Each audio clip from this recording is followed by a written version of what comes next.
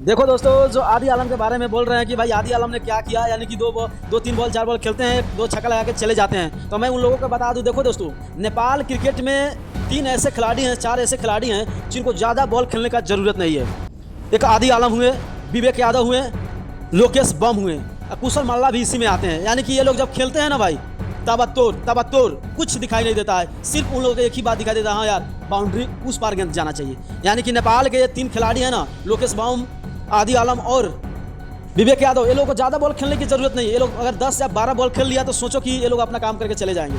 यानी कि अगर 10-12 बॉल खेलते हैं तो भाई कंफर्म है आपको कि मैं बता दूं, यानी कि 25, 26 और 30 रन बनाकर ये लोग पवेलियन लौट जाएंगे। तो भाई ये लोग का खिलाड़ी के लिए इतना बहुत बनता है। यानी कि T20 सीरीज में और T20 फॉर्मेट में बात करें तो भाई ये लोग के लिए बहुत अच्छा है, क्योंकि देखो ज़्यादा ना खेलते हैं और ना ज़्यादा प्रेशर देते हैं।